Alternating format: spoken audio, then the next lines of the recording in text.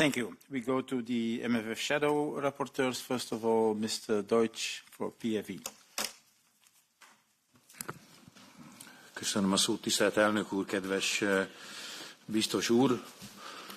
Időt húzó udvariaskodás nélkül is engedje meg, tisztelt biztos úr, illetve kedves kollégák, hogy kifejezzem elismerésemet azért, hogy kiváló elődjei rossz gyakorlatát nem követi, azaz a keretköltségvetés előkészítése során rendszeresen és érdemi konzultációkra kész a biztos úr. Ezt több mint másfél évtizedes európai parlamenti képviselői tapasztalatom során eddig még nem volt szerencsém átélni. Ez mindenféleképpen üdvözlendő. Immár nem csak szép deklarációk, bizottság és parlament együttműködésének a fontossága, hanem a gyakorlatban érvényesülhet ez a megoldás. Másodikként sajnos sűrűn fordul elő az a helyzet, hogy ilyen nagy lélegzetű téma, ügy, mint amilyen az MFF kapcsán, éppen amiről beszélünk, annak kapcsán az a kérdés merül föl, hogy valójában más, fontosabb dolgokról is jó lenne beszélni, de az nem szerepel most az adott bizottsági ülés napirendjén. Így tehát természetesen rugalmasság kérdése, intézményközi megállapodás, de mégis nem lehet eltekinteni attól a kérdéstől, hogy a nyár elején ismertetett 7 éves keretköltségvetésnek, ha a számait nézzük, akkor ma már van egy elemzői konszenzus a tekintetben, hogy a megközelítőleg 2000 milliárdos MFF 20%-a Ukrajna finanszírozás, 20%-a hiteltörlesztés, a bevételi oldalon jelentős új saját források, amelyek támogatása meglehetősen kérdéses az eddigi tanácsi vélemények alapján, illetve nagyobb mértékű tagállami befizetések. Tehát egyik oldalon 40%-nyi lekötött forrás, másik oldalon a bevételi oldalnak a meglehetősen ingatag volt. Én tisztelettel kérdezem a biztos urat, hogy ha és amennyiben ez a helyzet nem változik, és valójában a 2000 milliárdos MFF az lényegét tekintve a most futó MFF reál értékét sem elérő szabad forrást jelent, akkor hogyan lehet ebből a megnövekedett új támogatási igényeket, biztonságra fordítandó kérdésektől kezdve kohézión át agrártámogatásokig finanszírozni? Thank you. Ms. Keller. Merci beaucoup, Monsieur le Président, Monsieur le Commissaire. Merci en effet de venir une nouvelle fois à notre rencontre pour travailler ce sujet. On n'a pas terminé, hein. On a 2 ans et 3 mois encore de travail en commun, mais on se réjouit du respect, de la confiance, de la volonté de construire un budget européen solide, résilient et au service de nos concitoyens. Donc mon premier point sera pour vous rappeler, Monsieur le Commissaire, que nous ne sommes pas heureux du tout du système des enveloppes nationales. Avec 3 autres collègues, nous vous avons écrit juste avant la fin du mois dernier. Les enveloppes nationales ne sont pas satisfaisantes. La question du rôle du Parlement, de la place des régions, de la place du Parlement, comme à la fois Siegfried Mureşan et Carla Tavares l'ont dit, et avant que Rasmus ne le répète, ne nous conviennent pas. Donc nous attendons des propositions fortes de votre part. Sur le sujet qui nous réunit, 3 questions, un peu techniques. Dans l'accord interinstitutionnel, il semble qu'on pourrait modifier les lignes si c'est justifié par une nouvelle crise ou une priorité. Je suppose que ça se ferait dans le cadre de la procédure annuelle. Est-ce que vous pourriez nous expliquer comment ça va marcher? Qui va déclencher quoi et sur voilà. Deuxième question. Est-ce que dans cette procédure annuelle, il y aura un éclatement des lignes plus précis? Ou est-ce que vous resterez au même niveau de consolidation que la présentation pour l'instant qui nous est faite sur 7 ans? L'idée, ce serait que le Parlement puisse mieux comprendre exactement quels seront les objets des différentes dépenses et afin de permettre aussi un meilleur contrôle budgétaire. Troisième question, est-ce que vous pouvez nous clarifier la flexibilité? Je pense notamment à la question des montants de transfert sans autorisation. que vous envisagez de modifier. Je vous remercie.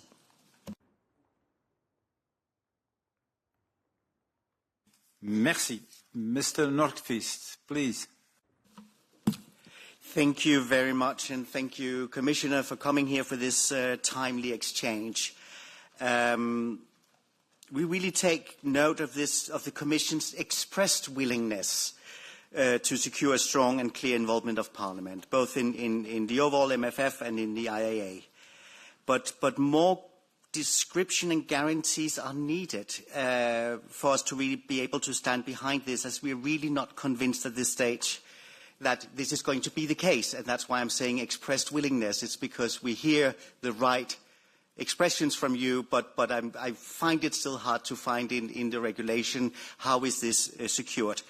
And this is in the proposed text on the steering mechanism. It's insufficient as we see it. And we haven't really received any clear explanations from the Commission. Especially, I want to point to the role of the annual budget procedure, which will be very significant. So when I look at the proposal, I'm quite concerned because there is what we welcome as well, simplification, flexibility, but basically it comes without the involvement of Parliament as I read it. So we need more answers from you, also in line with what my colleague Keller was saying just before. And then also I want to take the chance, sitting with you in this room, to mention that flexibility also comes with a cost. Of course, there is the predictability, and we know that. But something very important for this Parliament that was very important in the own initiative report from this spring is the focus on biodiversity funding. I know you received letters from 35 regions, 105 municipalities, companies, universities, NGOs, and that is about the LIFE program. So when we talk about this flexibility, there is still a need to live up to what we need to do from the institution, and especially with the involvement from our side. Thank you. Thank you. Mr. Oliveira, please. Obrigado, Presidente. Sr. Comissário Serafin, falou-nos de mecanismos de flexibilidade, simplificação, prioridades orçamentais e de condução ao comando do orçamento. E a primeira pergunta que queria fazer-lhe é como é que se pode fazer uma avaliação positiva de mecanismos que apontam todos eles no sentido de uma ainda maior centralização na Comissão Europeia, da condução e do comando do orçamento e dos fundos europeus e do condicionamento dos Estados e das regiões no acesso a esses fundos. Queria também perguntar-lhe qual é a avaliação que a Comissão Europeia faz do impacto destes mecanismos na articulação com o mecanismo dos planos nacionais, com a arquitetura que a Comissão Europeia apontou para eles. A possibilidade de o acesso aos fundos ser condicionado em função do cumprimento das reformas que são determinadas pela Comissão Europeia, fica facilitada com estes mecanismos que aqui nos deu notícia, particularmente na dimensão que eles têm, não só de centralização, mas de comando, da possibilidade de comando por parte da Comissão Europeia do seu acesso. Isso subverte a natureza do orçamento da União Europeia. O orçamento da União Europeia deve servir para compensar os Estados que sofrem impactos negativos das políticas comuns, não deve servir para sujeitar esses Estados a uma espécie de chantagem orçamental feita a partir da imposição pela Comissão Europeia de mecanismos de condicionamento do acesso aos fundos. Duas últimas perguntas. Como é que a Comissão avalia estes mecanismos face ao impacto que terão no acesso aos fundos europeus por parte de beneficiários de menor escala e menor dimensão? Qual é o impacto que terão para pequenos e médios agricultores, para pequenas e médias empresas? E a pergunta a propósito do mecanismo de flexibilidade que referiu para enfrentar as crises inflacionárias, a de saber como é que a Comissão Europeia pretende criar as reservas orçamentais para o funcionamento desse mecanismo e que garantia é que há de que o funcionamento desse mecanismo de flexibilidade para enfrentar a inflação não vai ele significar a redução de fundos e de programas destinados a outros objetivos.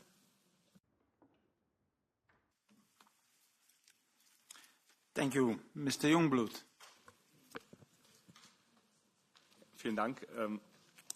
Wir haben ja bereits mehrfach kommuniziert, dass wir, anders als der Großteil der hier vertretenen Fraktionen, sehr kritisch sehen, überhaupt diese Flexibilisierungsmaßnahmen durchzuführen. Nämlich wir sind weiterhin der Auffassung, dass wir dadurch vor allem die Prinzipien der Haushaltsklarheit und der Haushaltswahrheit ein Stück weit aufgeben. Nämlich je flexibler wir diese Mechanismen gestalten, desto weniger wird am Ende klar, wofür überhaupt Mittel zur Verwendung gebracht werden.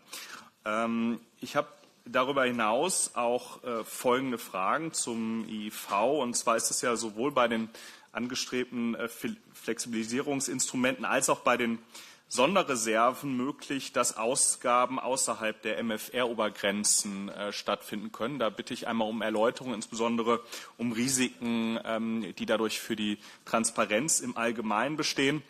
Und vielleicht grundsätzlich zu diesen Flexibilisierungsmaßnahmen, das ist ja eigentlich etwas, was der Großteil hier im Raum kritisiert, nämlich, dass wir mangelnde Kontrolle durch das Parlament haben. Das heißt, wenn wir auch einerseits eine Flexibilisierung für ihre Ausgaben ermöglichen und dann in einem weiteren Schritt auch noch dafür sorgen, dass die Kontrollmaßnahmen des Parlaments eingeschränkt sind, dann verlieren wir eben doppelte Möglichkeiten des Eingriffs des Parlaments, und das ist in zweierlei Hinsicht dann gleich problematisch.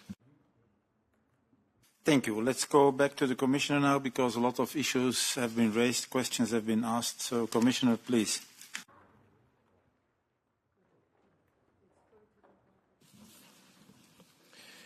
Thank you, Mr. Chair. Thank you for your questions.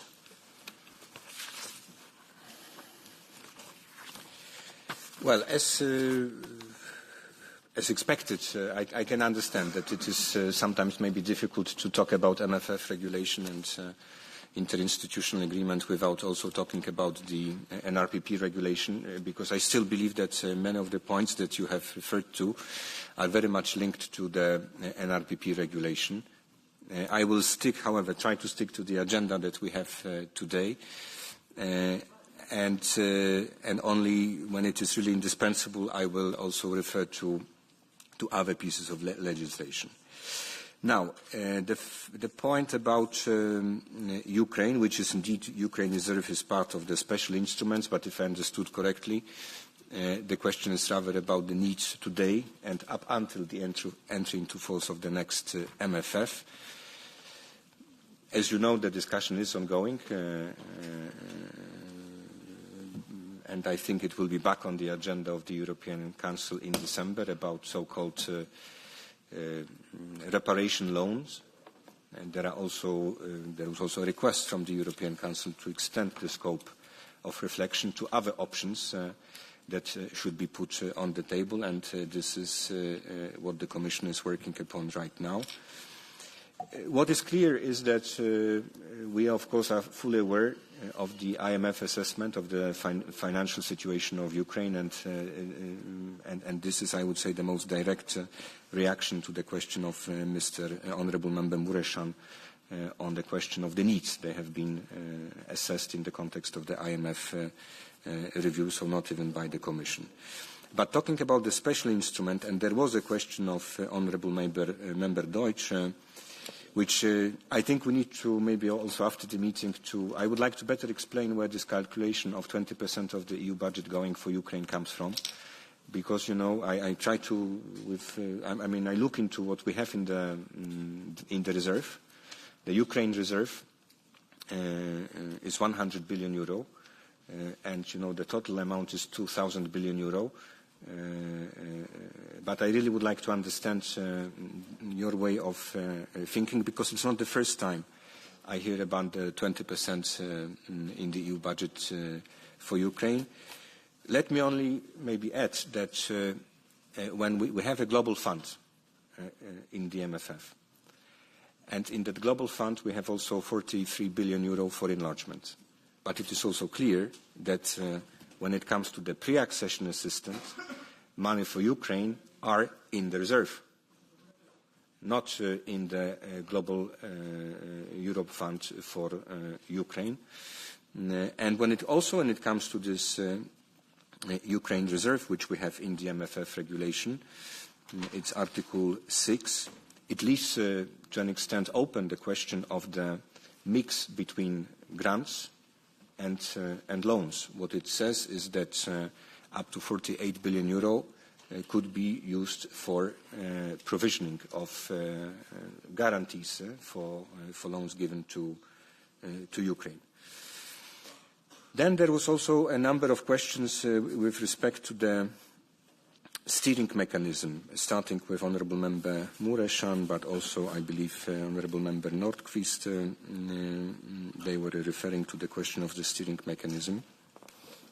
I was alluding a bit into the biggest novelty, but I would make 2 points. The first one is I will tell you what is right now in an interinstitutional agreement.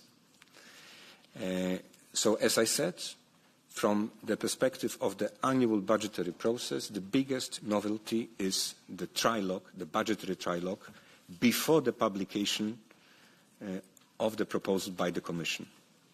The cycle should start for the budget, let's say, in 2028 or 9. It should start already in the year 2027. And this is the moment when the Commission should be in a position to offer a strategic paper suggesting, identifying the priorities for the budget for the budget N+2, and that could be the beginning of the process, both in the Parliament and in the Council, on budgetary priorities.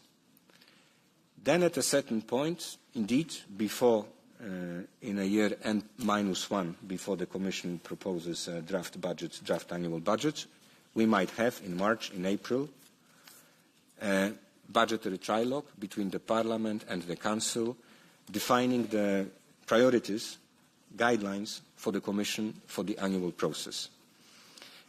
So this is, I would say, this novelty that we have in the steering mechanism. I have to admit, and I believe this is one of the areas where we need to work more, that maybe because we didn't really want to decide too much on how processes are organized in the Council, in the Parliament, but the formulations in the interinstitutional agreement are rather vague and maybe even underdeveloped. But I think that the intention was clear. The intention was to give actually more influence both to the Council and to the European Parliament over the priorities that are being financed by the annual budget with much more flexibility than is the case right now. So this was the logic on the steering mechanism, but I admit that we might need to work more on the steering mechanism to make it more understandable and visible and workable as well, because that could be an engine to indeed bring back this. I'm fully aware. It's not the only meeting I'm taking part today. That feeling that a lot needs to be done about also the role of the European Parliament in the context of the budget. There were also questions with respect to flexibility, and I think it was Honourable Member Keller who referred implicitly to budgetary nomenclature. This is indeed one of the key tools in the context of the annual budget that allows both the Parliament and the Council to really control the way in which the budget is being spent.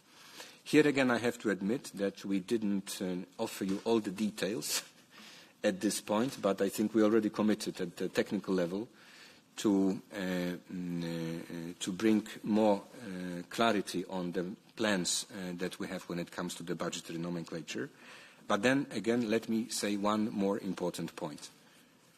At the end of the day, it is for the European Parliament and to the Council to decide which budgetary lines do we have. It is for those two institutions to decide on the budgetary lines. I know we are discussing right now in the context of the annual budget for the next year. There are some ideas flowing from the European Parliament about creating budgetary lines, and I was told that if the Parliament agrees with the Council, then the opinion of the Commission is irrelevant in the context of what sort of the budgetary line should be there. And I think it's correct. So my colleagues from DG BUDG were correct in that respect. But indeed, you are absolutely right. I understand that part of this anxiety around the influence on the annual budget comes from the fact that we need also to offer more clarity on the budgetary nomenclature. And I understood that in the technical level, the message was already passed, yes, that we are ready to work on it in time to bring in more clarity. So this was also about the annual budgetary process. Okay, so I will let's listen to other questions and we might back to some elements that have been present in this first round. Thank you. Okay, I have a long list of speakers, so please keep yourself to the 1 minute and a half. Mr. Geisel, please. Ich war, glaube ich, der Letzte, der sich gemeldet hat, aber ich nehme die Frage trotzdem. Ich glaube, der große Unterschied des neuen oder des Entwurfs des mehrjährigen Finanzrahmens ist ja, dass er wesentlich mehr Flexibilität enthält. Einmal, dass Mittel verschoben werden können zwischen Headings, dass Mittel verschoben werden können zwischen den einzelnen Jahren. Aber ich glaube, der Hauptflexibilität oder die Hauptneuheit in puncto Flexibilität sind die sogenannten Regional and National Partnership Plans. Denn die bedeuten ja letztlich, dass die konkreten Voraussetzungen, unter denen Geld fließt, zwischen der Kommission und den Mitgliedstaaten letztlich ausgehandelt werden. Bisher in einem programmbasierten Budget war es ja so, dass im Wesentlichen die Voraussetzungen festgelegt wurden durch Rechtsakte, an denen das Parlament beteiligt war. Ich glaube, das Problem ist, wenn jetzt die Kommission letztlich sehr, sehr viel Geld bekommt und selber im Wesentlichen auf der Grundlage von relativ vagen Festlegungen, die man sicher im Voraus mit dem Parlament abspricht, aber in allen Einzelheiten wird es die Kommission festlegen. Ich glaube, das ist in der Tat eine dramatische Machtverschiebung zugunsten der Kommission und letztlich eine Entmachtung des Parlaments, was die Regeln angeht, unter denen Geld fließt. Thank you. Next is Ms. Carberry, please. Thank you. Thank you, Commissioner, for being here today. You won't be surprised to hear some frustration across the Parliament today. We support simplifying the budget and making it easier to draw down funding, particularly in agriculture. And we need a standalone cap and cohesion funds with protected envelopes. We need stronger guarantees for proper parliamentary oversight. So I have two questions for you, Commissioner, today. Could you elaborate on how the Commission is ensuring that lessons learned from RRF are symptomatically integrated into the new framework, and what role will national and regional authorities play in setting targets and reporting on performance? Thank you. Thank you. Next is Jean-Marc Germain, please. Merci, Monsieur le Président. Merci, Monsieur le Commissaire, d'être à nouveau avec nous et de votre écoute constante. On espère beaucoup de cette proposition amendée que vous allez mettre sur la table de la conférence des présidents ce soir, et surtout que des progrès seront faits rapidement dans les heures qui viennent. Mais vous avez raison, essayons de nous concentrer sur les sujets d'aujourd'hui. Et le MFF, c'est effectivement beaucoup de technique et de technicité, mais c'est quand même une chose très importante, c'est les chiffres que vous avez mis sur la table en tant que commission. Et vous avez fait ce choix un peu surprenant de notre part, qui est de baisser de 10% et la PAC, et la cohésion, et le Fonds social européen. Alors bien sûr, ça amène pour moi deux questions. D'une part, pourquoi ce choix ? Et d'autre part, quand est-ce qu'on va commencer, dans votre compréhension du rôle institutionnel des uns et des autres, à discuter des chiffres ? Parce que même si à la fin c'est un consentement du Parlement, si pour certains groupes comme pour le mien c'est une ligne rouge que la PAC, la cohésion et le Fonds social européen soient en baisse, il faut bien qu'on en discute, et ceci assez rapidement. J'ai entendu qu'il y aurait une négo-box des Danois sans chiffres qui viendrait rapidement, puis une tentative des Chypriotes d'avoir au mois de juin des éléments. Donc comment est-ce que vous voyez, d'abord pourquoi et comment progresser? Deuxième question, et j'en termine par là, Monsieur le Président, pour ne pas être trop long. Le paradoxe de ce budget, c'est qu'il a plutôt des bonnes nouvelles sur Global Europe, 70 milliards de plus, bravo pour cet effort-là.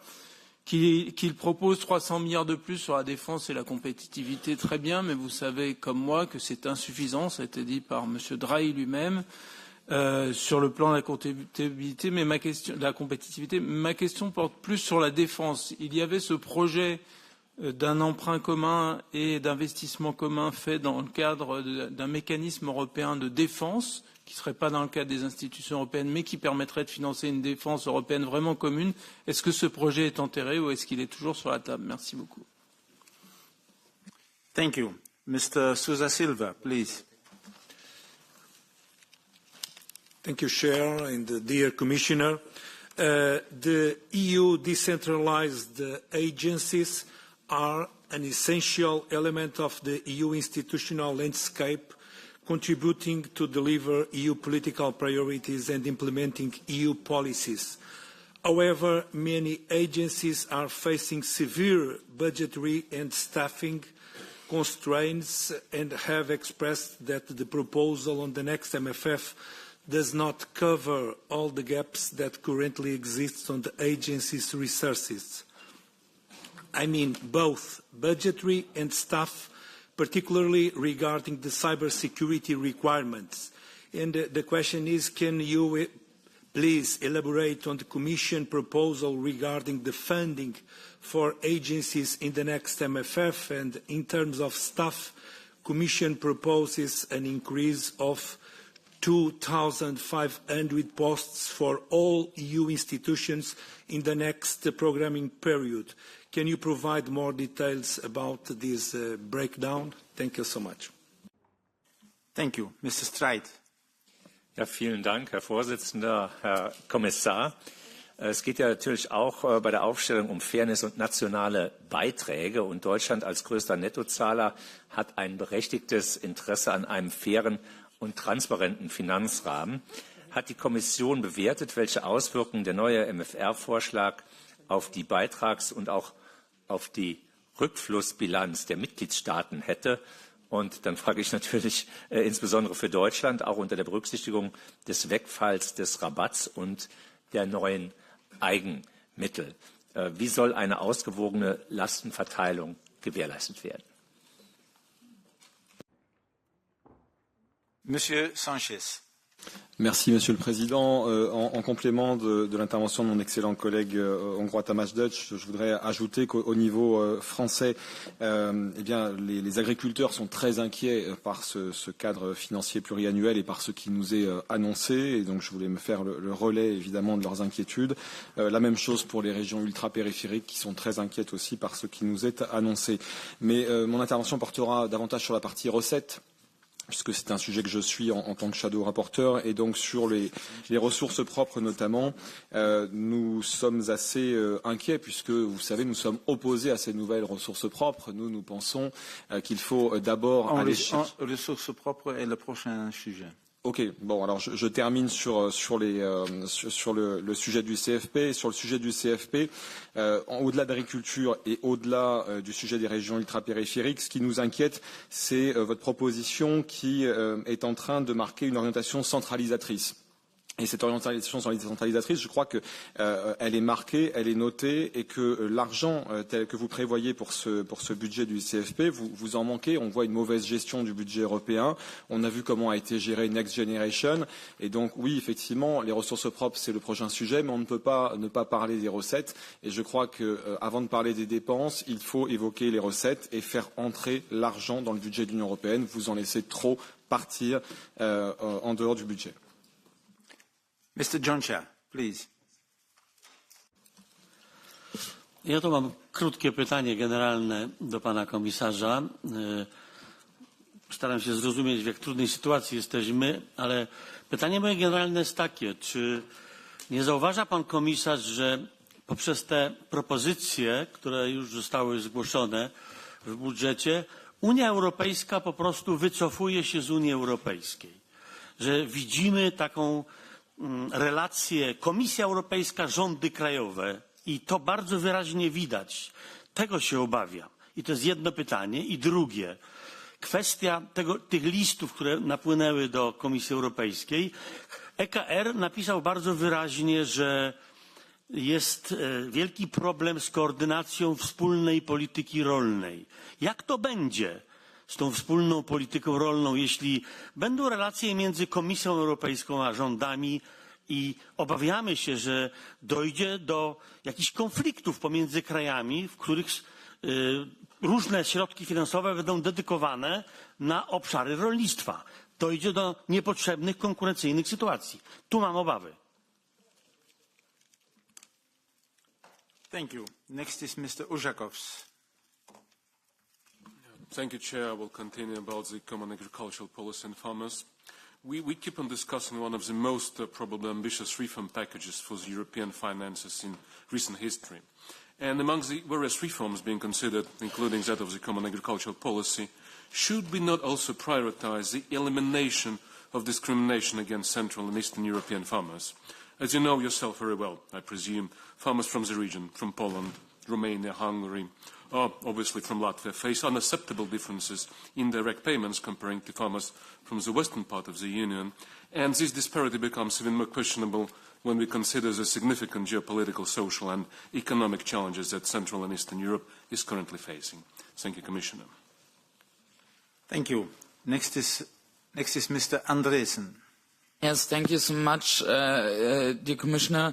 I just want to say that I think you're playing down your role a little bit and also the power you have in your hands right now. And I understand that there are other important meetings going on later today and maybe more important than a public committee meeting here. But I still would like to ask a little bit more into what kind of considerations you are making out of the situation right now and the concern of the four main political groups supporting the MFF here in the House, and especially when it comes to the scrutiny rights of the European Parliament.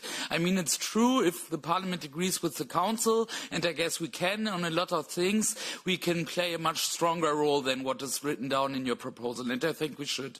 But on the other side, what you are asked to do now is to change your proposal and to come up with own thoughts on how this could look like. So what I would like to ask you if you're doing this and how this could look like, and if you would be ready also to change your proposal to strengthen the role of the Parliament and then of course also of the Council, because at the end of the day we are two institutions having the budgetary power at the end. But I would like to ask a little bit more into what kind of plans you are having, or if you are ignoring this demand which was written down by the main groups last week. Thank you. Ms. Benjumea. Thank you, Chair. I will speak in Spanish. Muchísimas gracias, señor comisario, por estar aquí y por tener este diálogo regular con esta comisión, que considero fundamental. Yo creo que de las intervenciones de todos mis colegas puede perfectamente entender que este Parlamento está esperando una rectificación por parte de la Comisión. No apoyamos la propuesta de los planes nacionales, no apoyamos los recortes a la PAC, pesca o a la cohesión. Entendemos y apoyamos la idea de simplificación y flexibilidad, pero eso no puede suponer que se deje de lado el rol de este Parlamento.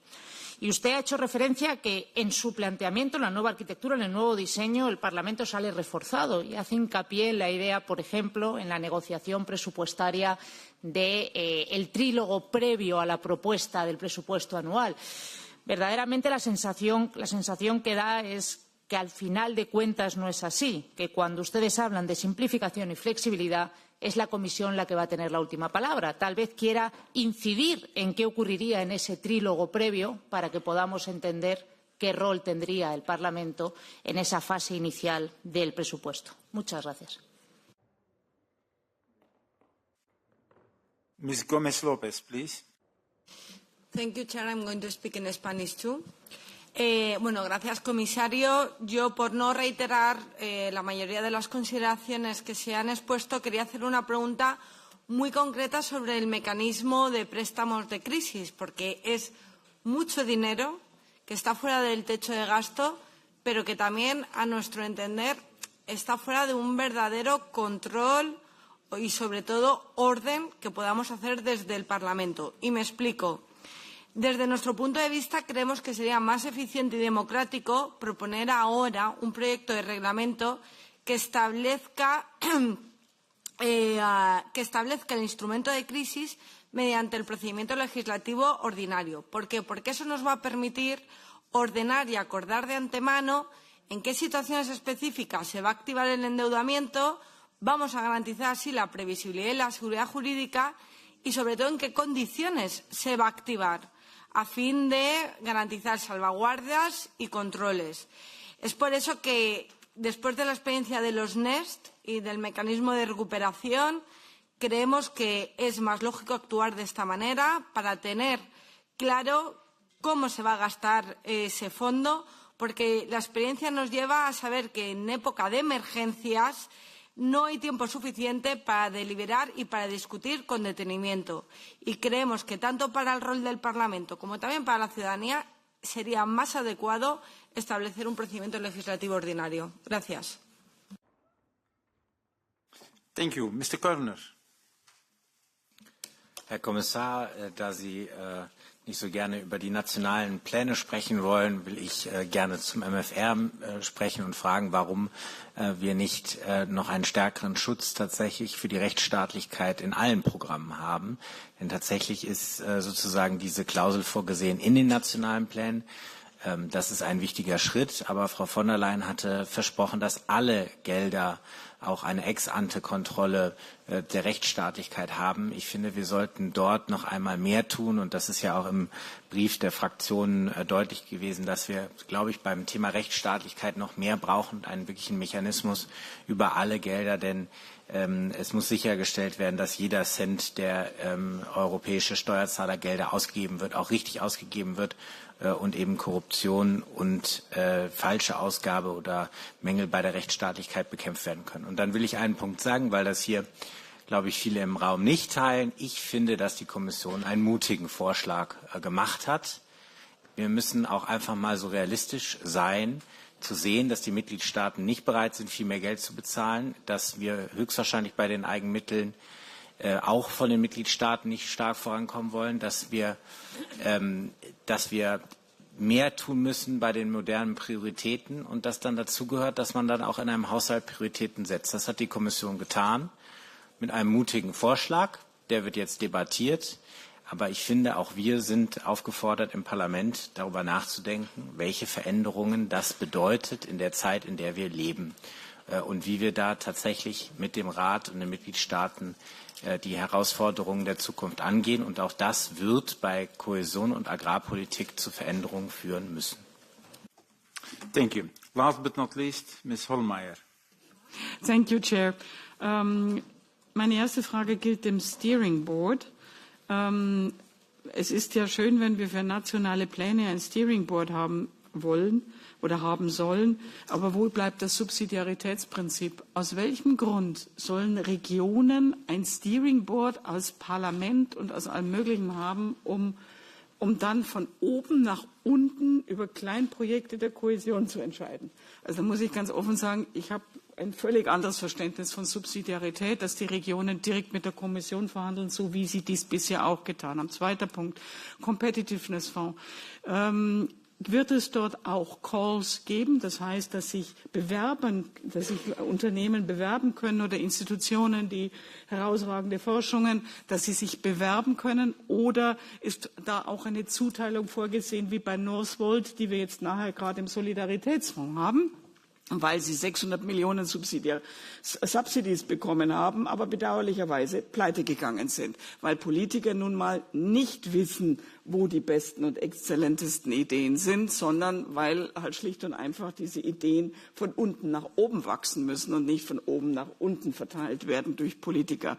Und letzter Punkt bei den Agenturen. 60% dessen, was die Agenturen tun, ist außerhalb ihres Mandats. Wann wird die Kommission das ändern?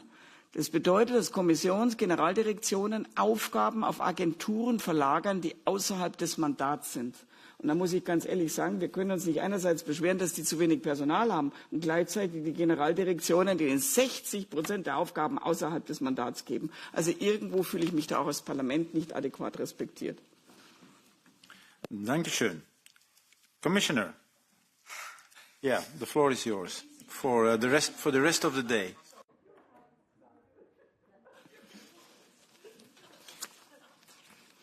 Thank you. Thank you for all the questions. Let me start maybe with, because I didn't have an opportunity to answer to questions, Madam Tavares, and also there were some other points, so I'd like to start with that. Indeed, what we have proposed is 1.26% of the EU GNI. You should be aware that the Commission is being criticized, and the argument is, of course, that this proposal is too ambitious, because the current budget is 1.13% of GNI. And here, and I will also say so at the end of this round, there was a general question from Honourable Member Andresen about the political statement, so I will make a political statement at the end of this session. But this is exactly the area where I believe we should be strategic allies, and that's where the Parliament needs the Commission and the Commission needs the Parliament in the negotiations. It's true, 1.26 is an increase, but it is also true that part of it, of that increase, 24 billion euros per year, 0.11% per year, it is what we assess to be the cost of paying back the NGEU-related debt. So in practice, this budget, I believe it is as ambitious as it could be, being still realism. We are criticized for lack of realism by many member states in the Council. That partly, I'm afraid, also is a reply to the question of Honourable Member Germain. Where does it come from? And we are aware that with the resources that we have proposed, what we will manage to achieve is to more or less, we will manage to achieve the current level of investments in the European economy through the EU budget, because the rest might go to pay back the NGEU-related debt. But we knew it. Everyone knew it. I would say that it was also obvious in 2020 when the decision was taken on the NGEU that this moment will come. There were questions on administration, staffing, agencies. Yeah, I know. I was also contacted by two of agencies that do not report to me, but I have a lot of sympathy for them. EPO and Eurojust. I really have also because of my title and because of my other obligations. I really like those people from the EPO for Eurojust. They were also complaining, yes, that their needs have not been adequately reflected when it comes to the allocation of resources in the future. But I have to also tell you very openly, you know in which context we have been working, and you also know, and I'm also aware, the Commission is aware that when it comes to the national level, there is a need to demonstrate, I would say, self-restraint when it comes to the administrative spending. And for the last few years, as you know, all EU institutions were subject to the principle of stable staffing, and all EU institutions were also subject to the principle of non-salary related spending, none higher than the level of inflation. For the future, we propose, this is part of the proposal, we believe this approach is unsustainable in view of the growing obligations that are being imposed and tasks that are being imposed on the EU institutions. So that's why we proposed a moderate, in my view, increase of administrative spending, moderate, in my view, increase of the staff. Basically, this is a message that we want to pass. The policy that we have stable staffing, limited administrative budget, but at the same time we want the EU to be active in health, in defence, in all other areas, this is unsustainable. So that's why we put this question. I've heard also your question, but of course we need to find the right balance. We need also to be in sync with the time in which we live and be aware also of the debates at the national level about administrative spending. There were also questions, and I've forgotten who asked that question, but it was about the role of the European Parliament with respect to the special instruments. So let me look to the core of our debate, again, MFF regulation. I look at Article 6.3. It is about the Ukraine Reserve. Ukraine Reserve may be mobilized by the European Parliament and the Council in the framework of the budgetary procedure. You are on par with the Council. Then I look into the single market instrument, Article 7. It is point 4, may be mobilized by the European Parliament in the Council in the framework of the budgetary procedure. Then I look into the flexibility instrument, Article 8. Flexibility instrument may be mobilized by the European Parliament and the Council in the framework of the budgetary procedure. So here I believe that this concern that you have, that somehow the MFF proposal does not take account of the competences of the Parliament, I believe in the context of the MFF regulation it is not, this concern is not justified. By the way, this is the crisis loan mechanism. It depends partly to the next topic, own resources, because it is regulated in the own resources decision, but I also would like to refer to it now.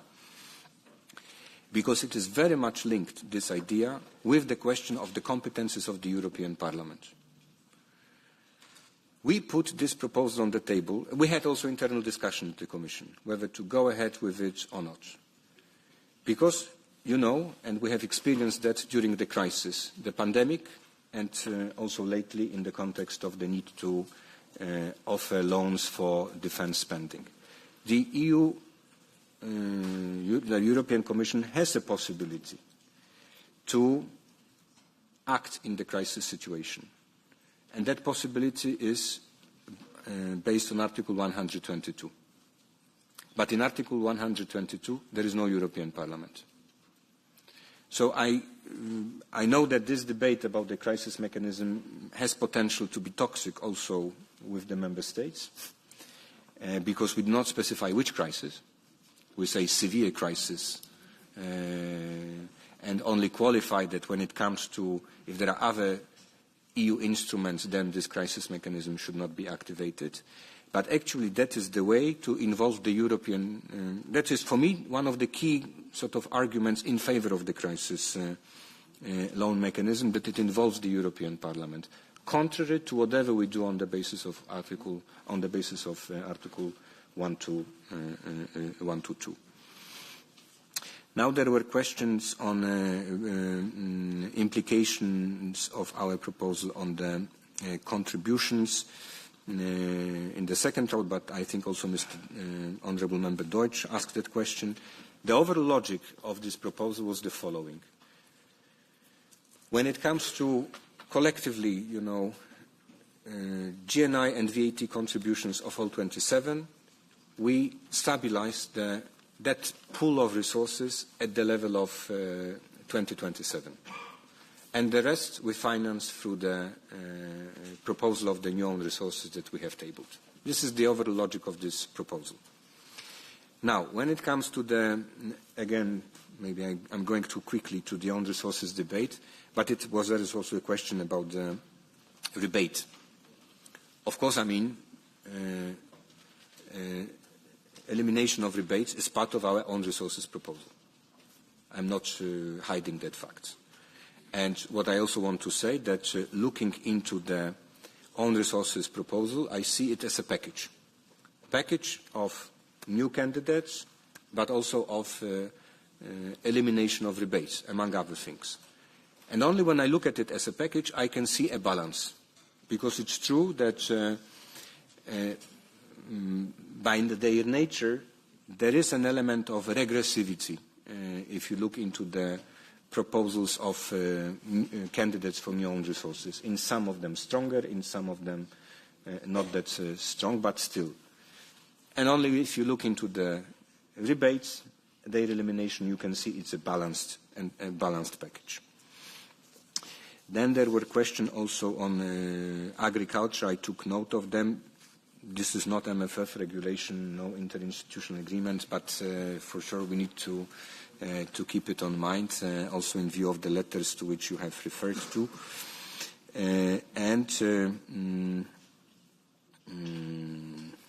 Yes. The rule of law. I believe that the proposal that we have tabled, of course, here again, I have read the letter sent by 4 political groups, when there is also references to the rule of law. Here, I'm really convinced that when it comes to the rule of law, we are streamlining, we are making things better understandable, and we are actually strengthening the rule of law mechanism in relation to the current context. We do not touch, and it will stay in place, the conditionality regulation. But by building the link between the national regional partnership plans and the rule of law reports, by having that possibility to put reforms in place that can strengthen the rule of law. And when I say rule of law, from my perspective, for example, the anti-corruption strategies, it is also the rule of law, and this is also the way to strengthen the oversight over the EU budget. Then I believe it's a solid proposal. Okay, let's see how it is going to look like after the discussions in the Council, but I think this is a solid proposal that makes a lot of sense. In that context, so talking about the anti-fraud, there was a question on the lessons that we have learned from the RRF, in particular with respect to the performance-based model. Again, this is a topic which we discuss regularly with the colleagues also present in the Budgetary Control Committee. And I already had that possibility to say, I will say very shortly, the two most fundamental changes from my perspective when it comes to the model in relation to the current RFF. The first one, transparency. You know, we discussed it on a number of occasions that transparency is imperfect, to put it mildly, in the current RRF. We make a very clear obligation to publish information on not only final beneficiaries but also contractors and subcontractors. And the general principle, whatever data collected, data public. And I really believe, I'm a strong believer in the transparency. This is a transparency. It is not only a powerful tool to ensure accountability, but this is also a tool to stimulate the public debate on the common sense or lack of common sense of public money spending. So this is one element. Another element is, which is missing in the RRF, strong insistence on the use of the respect for for the public procurement rules. This is missing in the RRF.